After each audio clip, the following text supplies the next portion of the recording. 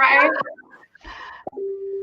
Good morning, and welcome to Coffee and Conversations. This is Friday, December 4th, and I'm really excited for our next guest. So if you're joining live or if you're watching on the replay, please say hello, please say where you're from, and please let us know how this episode has opened your eyes to new ways to have intimate conversations about race. So my guest this morning is Kristin Akerele. I had to practice saying her last name. I think I did good. And so let me tell you a little bit about Kristin. She's an energy healer who guides women entrepreneurs to embody their divine gifts. She incorporates slow, gentle yoga poses, breath work, and quantum touch energy healing to align your body to its highest vibration for optimum health and healing. So, Kristin, thank you so much for being on here. I asked Kristin to come on because, oh, did I lose you for a second? Yeah, you lost me for a second, but I'm back. Oh, okay.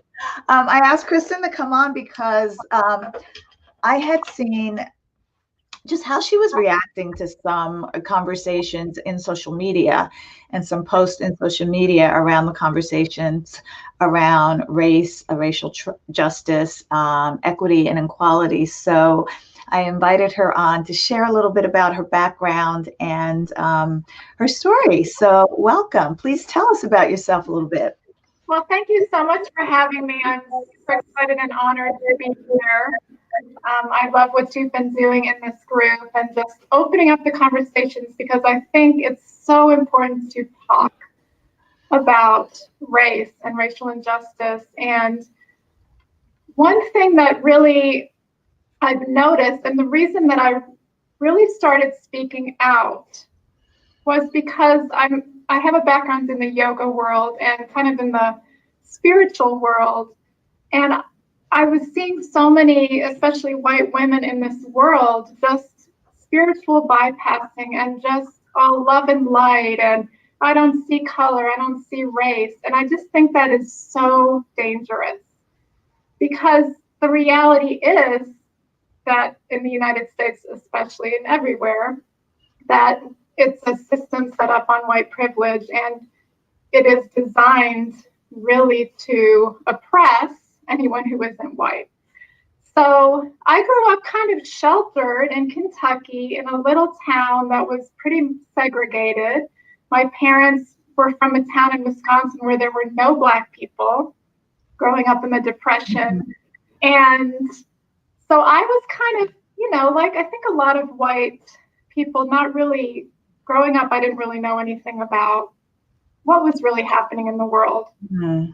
And my older brother really opened me up to racism and how it worked because he worked on the south side of Chicago and he gave me books like the autobiography of Malcolm X to read and started really opening me up to the realities of what was happening. And I decided this was an issue that was really important to me, and I would put myself in uncomfortable positions just to learn more about the Black experience. I was in the Peace Corps in Southern Africa where I was the only white person, which was extremely strange and uncomfortable. But yeah, where I was like, it was strange, but an amazing experience and just learned so much about myself and about other cultures and other people. So tell me, what was the one, if you don't mind sharing, what was like the standout thing that you think you learned about yourself with that experience? That I think I might have gotten into it with a little bit of the white savior mentality, just not even realizing that, honestly, that, oh, I'm going to go to Africa. And I did really want to experience it, but what I ended up learning so much more than I felt I taught, honestly, just about how to really live in the moment and people that had really no material possessions or wealth in the sense of what we think of as wealth, really embodying the little moments and the family and the love and the joy of life. That was really the biggest takeaway, was that exchange and learning that I wasn't really there to teach them. I was there to experience their culture and kind of bring it back here and learn from them as much as I could. Wow, that's powerful, because there is that issue of white saviorism, whether it's going overseas to some of these third world countries and volunteering with these organizations, but also I notice it in some of the white adoption process when you're adopting from Africa and so forth. And so, as a Black woman, you can see that and you wonder, what is the intent? What is in the heart? And have they really grappled? Have people really done the work to make sure that they are coming from a more genuine place, other than feeling like the saviorism complex, so to speak? So this is a great story. Tell us more. So what else happened? Okay, so then I came back and I went to grad school. Hold on. Are you on, I don't know what's going on. Are you on your phone or your computer? I'm on my computer. Oh, okay. Yeah, I'm back. Anyway, when I was in the Peace Corps, I became really interested in health issues because there were just so many health issues, and came back and got a master in public health. And then in that program, I took a lot of classes about race, ethnicity, and health, and all the issues that impact, and learning that the stress and trauma that Black people experience is passed down genetically through the DNA, like things that just kind of blew my mind, like things like, why do Black people have higher blood pressure or are more prone to diabetes, things like that.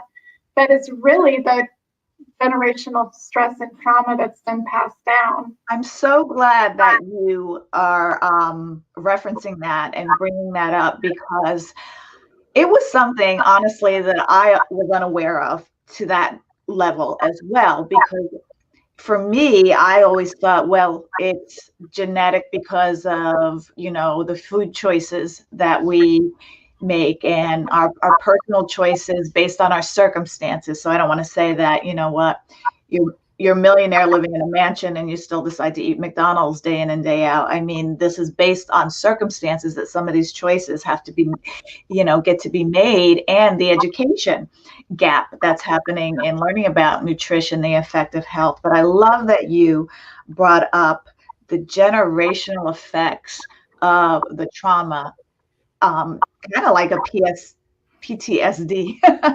Yeah.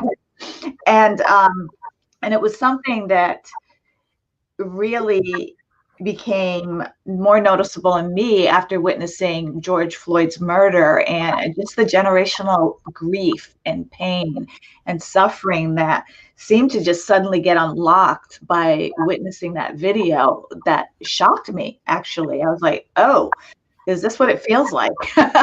Because I never experienced that level of that depth of pain. And it put me on this mission to contribute in some way and make a difference, and at least having the conversation of what that's like. And I think that's something a lot of people of privilege in communities that don't identify as Black or brown don't realize, but also people who do identify as Black or brown don't realize as well, because we just are in the soup and grow up in it, but not realizing, why is COVID affecting us so much more? Why are we so prone to having these health challenges? Those are golden nuggets. If anyone who's watching this later or now live, if that was an aha for you, please let us know in the chat. And I would encourage you to do more investigation on that, because it's eye-opening. Thanks for bringing that up. Yeah, and one point too is birth outcomes is another indicator of that trauma. Wow. Yeah. Awesome. So I ended up falling in love and marrying a man who is not white. Mhm. He is, in fact, his father's from Nigeria and his mother is from the Congo. Mhm. And he is an American. He kind of grew up between England and Nigeria and the Congo, and ended up back in the United States later on. But I was always, since my journey in the Peace Corps, I was so attracted to different cultures and just the whole international kind of lifestyle. And so we fell in love, and I was really proud of my parents because growing up as they did in this little town in Wisconsin with really no Black people or exposure, they had evolved, and my dad had traveled a lot. And when it came to bringing him home to my family, they welcomed him with open arms, and there was just no issue about it, which was beautiful. Yeah, thank God we didn't have to go through that, because that can be very difficult in the family connection for sure. So, do you have children? Yes, we have two children. Our son is 16 and our daughter is 14. Hmm. And my husband grew up speaking French, and we put our kids in a French immersion school, so they're bilingual, which is amazing. They speak French fluently, which is so cool. Mhm. They make fun of me when I try to speak because I have a terrible accent. So that's kind of funny. But so we met in San Diego, and we chose to stay in San Diego because when you have a mixed family, it is really, you have to think about where you want to live, where you feel safe and accepted in the United States. Mhm. I have family in Kentucky. He's got family on the East Coast, and not to mention the weather here is really nice too. But that's, we felt like, okay, this is a pretty safe place for our family. And that is something a lot of people might not, if you're white, you don't ever consider that. Like, where is it safe for my family? Because if you're white, everywhere is safe for you. So you are the mom of a 16-year-old Black boy. Yes. Tell me about that.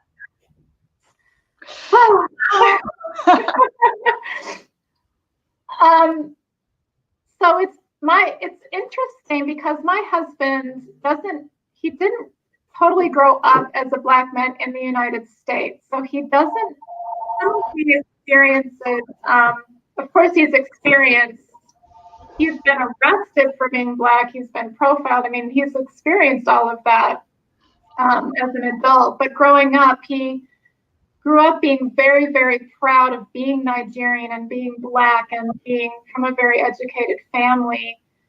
And so he wasn't taught to kind of live in fear of the police or of any of that. He grew up, he was raised with, you are proud. You're a proud man. You're proud of who you are. You don't walk around in fear. So for us, it was really important not to instill fear in our kids, especially our son. We don't want to teach him that bad things are going to happen to you when you walk out on the street, right? But the other side is he's got to be educated and know how to be safe, knowing that he's going to be looked at differently. So it's a fine line. It's a balance of telling him be proud, be confident, be strong, go after your dreams, live your life. He wants to go to MIT. He's wanted to go to MIT since he was in kindergarten. He's an engineer. Like, you are going to do all these things and accomplish all these things. And you need to be really aware of your surroundings. You need to, act a certain way when the cops stop you, which they probably will at some point. He's not driving yet, but he will be driving, soon. Yeah, that's a whole nother issue as a mom of teenagers. I've survived that, but I still worry. I still worry when they're on the road. My kids are in their 30s, and so it just never goes away. It never goes away. And then I have to really work on my own worries and fears when he walks out the door, because he does stuff. He rides his bike. I mean, he's 16. He goes out on his own. I mean, not COVID is a little different, obviously, but. Mm-hmm. And he's really, he doesn't live in fear. I think he's aware, and he knows. He hasn't experienced anything really racist yet. Yeah, here's the distinction I want to make about that, because obviously San Diego is not a cheap place to live. And so he is not growing up in a circumstance surrounded by crime and hardship, it's safe to say. But teaching him how to be safe in the world is something we do with our kids, whatever color they are. How do you be safe? How do you look both ways to cross the street? Bicycle safety, driving safety. It's all about being safe. But there's a different component when your skin is Black on how to be safe.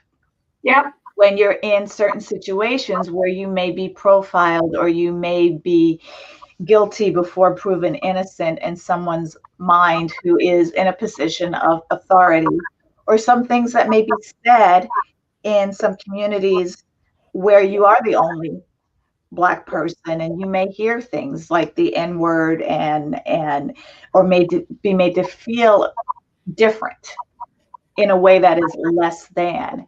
How do you, as a white mom, have those conversations with your son about that? And your daughter, I'm sure you need to have some conversations with as well. Is that something you leave to your husband because he's Black, or do you contribute to those conversations, or are you learning a lot? Like, how does that dynamic work? Because these are intimate conversations, and we're getting esoteric. We're like, what's that like? I love this. I love this. We're really open. We joke all the time about, like, I joke about, being, like the minority in my house. Like, we joke about race. We are just so open. We talk about all of it. And, I asked the kids, like, how do you, with the George Floyd thing, we had open conversations. How do you feel about this? And kids they both have really different kind of takes. And my daughter is she's more passionate than my son's, just a little more reserved about just talking in general. Mm-hmm. But we just have open conversations. And I'm not the first mom of a 16-year-old boy that said that. Yeah, exactly. And they're just really grounded kids. And I mean, honestly, my husband and I have to brag, we've done a really good job with them. They're amazing. Yes. But we just talk openly about it. And they went to a school from kindergarten, this French immersion school from kindergarten to 8th grade that was so diverse. There were probably definitely was not the majority. So they were used to being in, mixed environments and have really mixed kids or friends and all of that. But we just talk. I just open it up and I say, how do you guys feel? And they want to share, they do. And, there's nothing off the table. Like, it's a normal thing. What were they feeling when they saw that? Sorry, what was that? I said, what were they feeling when, we all got to witness George Floyd's murder? I don't know. Did they watch that video? I don't think they watched the whole thing. I mean, it was just heartbreaking to watch, but we went and marched as a family. We decided that my husband doesn't like to be in those situations because not that he has a bad temper, but he's super protective. So he's just on high alert all the time, So we went and we marched, we protested, we talked, we processed, we mourned as a family. Was there anything that your kids said to you that surprised you? No, because I think we had already had conversations. My husband had been arrested in their living memory for being a Black man on a motorcycle. Wow. So it's not like they hadn't seen or experienced it.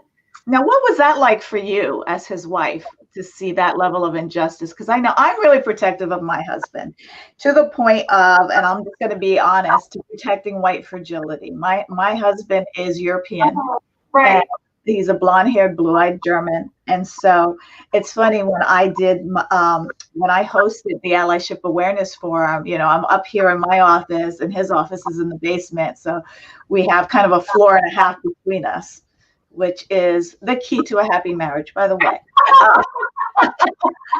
But he was watching the forum, and that was a 3-hour forum. And I remember after it, he goes, "Oh my God, I learned so much about your hair." about it was really cute. But I know that instinctively I'm protective of him when it comes to, like, if we go back to, the town that I grew up in, which is a little rough, a little ghetto, and if he goes out to walk the dog, I'm worried instinctively. But I know that he'll never be arrested for just being white.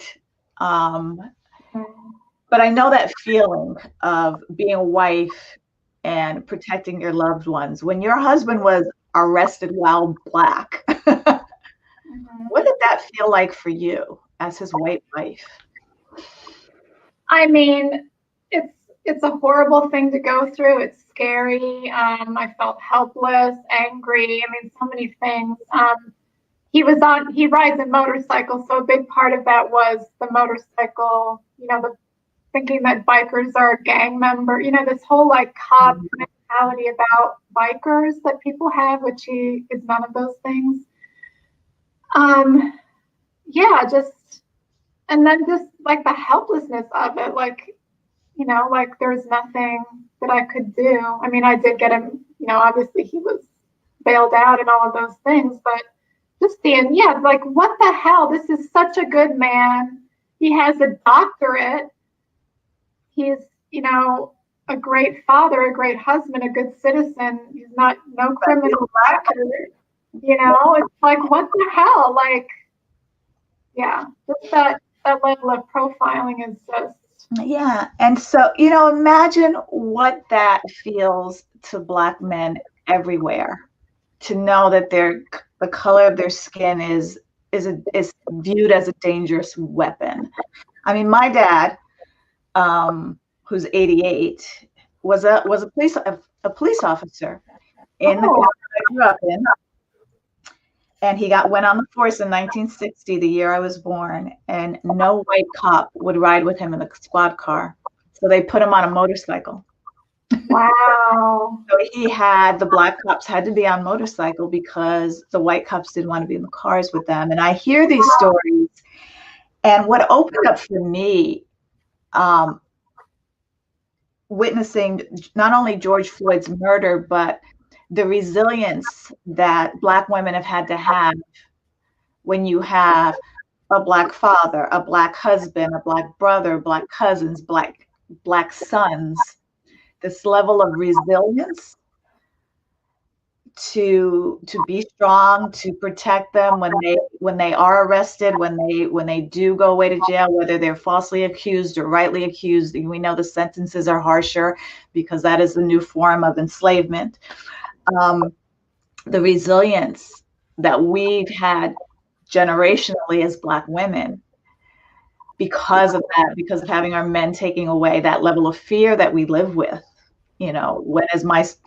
what's going to happen to my son. And I remember, in my first marriage, my first marriage was to a Black man, and I have 2 daughters out of that union. And I remember praying and thinking, I would love to have a son, but I would be terrified to raise a son in this country. So I was relieved when I had daughters, and to this day, this makes me cry. Not that I would have kept going, because my luck, I would have had 5 girls, and I would have daughters are a special breed of hormones. And but I just remember the relief, after the ultrasound and seeing that they were girls. It's like, okay, I don't have to worry about them being shot or killed or profiled to that extent that the Black men have to endure. And I have a greater compassion for the struggle of Black men in America. Yeah. They are seen as dangerous weapons. They are viewed as that. And it, yeah. So, yeah. So it was, I think he was more worried about me, though, interestingly enough. Like, he was, he's like, I know I'm going to be fine. He knows how to stay calm. He knows how but he's like, he was worried about me and how I was feeling and reacting. So, yeah. What did that experience do for you? Let me put it to you that way. I don't want to say do to you. right. But it would be scary as a wife anyway, regardless. But as a white woman really witnessing that level of injustice, what did that do for you? Well, I think it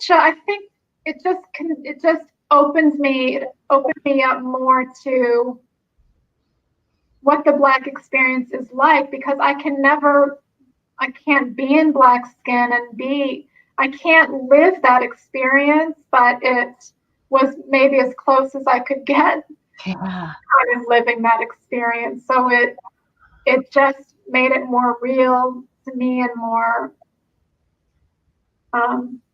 yeah, if that makes sense, just like, oh, like it's one thing to be like, this could happen to my husband. Like I know it could happen. It's another thing when it does happen. Yes, yes. Powerful, powerful. Well, thank you for sharing that story, because that is a side that is all too real. And when you hear on social media people saying, well, now, newsflash, if you don't commit a crime, the cops won't arrest you. And it's like the highest level of ignorance that I've seen in the aftermath of George Floyd's murder and the protests and all of the activity that happened after that, was hearing people say that the cops won't bother you if you're obeying the law. Oh, it's infuriating.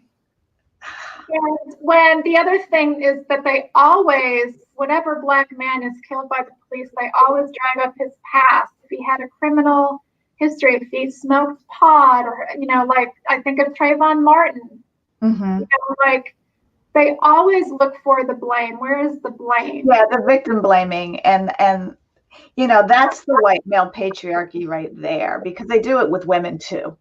Yeah.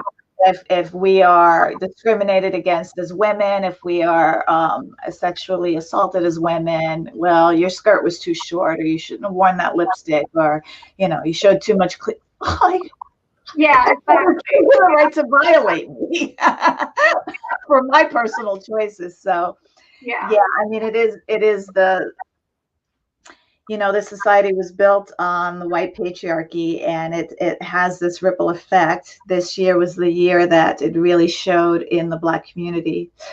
And one last question before we do wrap up, because I know you're in the spiritual wellness community. And you had mentioned early on some of the things, the love and light and the spiritual bypass that you have been witnessing and privy to in those communities. Tell me how you're showing up in your community in response to love and light and not seeing color. Yeah. So I think for a while, when I went into the online space a couple of years ago, so I was kind of coming out of a yoga teacher world, and I for a while was kind of falling into that love and light thing, because I thought that I needed to be that to be successful online. And I thought, well, I'm living the example of my values by who my family is, so I don't need to be as vocal. Oh, interesting. So I've always believed in social justice and stood for it, but I wasn't super vocal about it online until George Floyd. Mm-hmm. That was, to me, like, I have to step up now. This is just too important. And so I started speaking out. I couldn't believe, I just did a post like Black Lives Matter, which I thought was just a normal thing to say. And I could not believe some of the comments that I got back from people. It was shocking to me that people were so oblivious and stuck in their white privilege and the all lives matter and all of that. And very adamant about it too. Adamant about it. So, and I just decided that from that moment, I was going to really be vocal about racial injustice. And I lost a lot of friends. I had to delete and block a lot of people. You know, things were heated. I was just shocked. And so I started really paying attention to what other white spiritual women essentially were saying and doing, and really being more choosy about who I was letting into my space. And what I saw happen, I saw a couple things happen. One thing I saw was that they were silent, just not even acknowledging it. The other thing I saw happen was people starting to speak up about Black Lives Matter for a month or two. And then some of them either stopped talking or they ran over to Save the Children QAnon. Yes. And I was like, all of a sudden, like there was trafficking. Yeah, like what's popular, what's the trend? So that the QAnon, that's like a whole nother conversation we could have. I mean, like, I don't even want to go there, but and so I will not stop talking about it, because for me it's not a trend and what's popular. This is my family, this is my life, this is the most important issue I feel that needs to be healed and talked about and addressed. And if you're not talking about it, then you're part of the problem, like, honestly. And if you are one of those who were Black Lives Matter one month and Save the Children the next month, then you need to really examine what's going on. Girl, preach.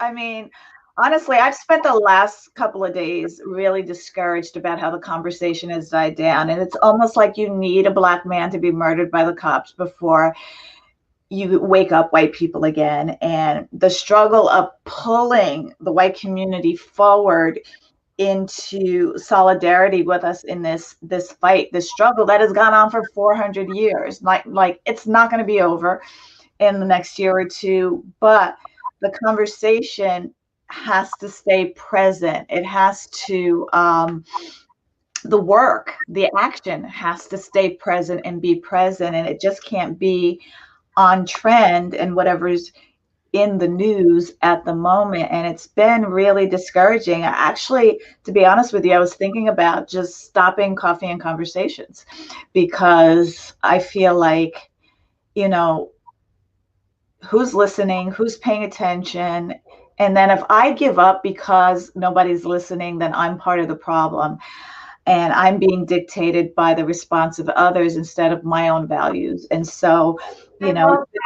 Thank you for doing this. Thank you for being committed, because it's not easy. And white people can just be like, you don't have to speak up because it's not affecting you. So it's like when you're Black, to be in and out. Yeah. When you're Black, it's your life. You can't escape it. But when you're white, you can just run away from it. And too many people are just not committed to the work conversations. Yeah. And they get performative for a moment, but it's not really something that is continuing. And so the struggle is, you know, like, how do you keep the conversation going? How do you keep the issues doesn't go away because Joe Biden was elected president? He's not going to heal everything. Just like the issues didn't go away when Barack Obama became president. In fact, I feel like that. Well, you had a Black president for 8 years. Like, well, I think it exposed, like, Obama started exposing the racism, and then Trump just like tore the Band-Aid off and was like, everyone come out of the woodwork and it's safe for you now. He made it so safe to be overtly discriminatory. Yeah. And honestly, and this is going to sound weird, I so appreciate him bringing that forward, because it's the hidden stuff that's so dangerous. And having it brought to the forefront like this is, number one, what got Joe Biden into the race. Yeah, absolutely. Charlottesville. But this needed to happen. Yeah. Everything happens for a reason. And I love that these people are exposed now and we know where the targets are. We're not really shooting in the dark, which is probably a really bad metaphor to use in this conversation. I know what you mean. But the lights have been turned on. Yeah. And we can see where the focus and really hone in on where the problem is and where we can make effective change. So this has been an amazing conversation. This has just been so fun. I hope we can do this again and just keep, Yeah, well, you might be the only one still willing to come back and talk about this. So yeah, we can have our own little show here, Kristin. Yeah, there's so much to talk about. Isn't there? Yeah. And so I appreciate you. I appreciate the stand you're taking, not only for your family, but for yourself personally and in your business, and continuing to use your voice. And thank you, everyone who joined live and who will see this on the replay. Please share, and comment on what you found valuable in this conversation, in this intimate conversation about race and justice and equity and equality that we get to continue to have. And if you find these conversations valuable, I would appreciate you letting me know, messaging me, saying in the comments, so that I can continue to show up on my A game for you and bringing these powerful conversations. Appreciate your time, Kristin. Thank you so much. I'm glad we didn't lose you. Bye, everybody. Have an amazing weekend.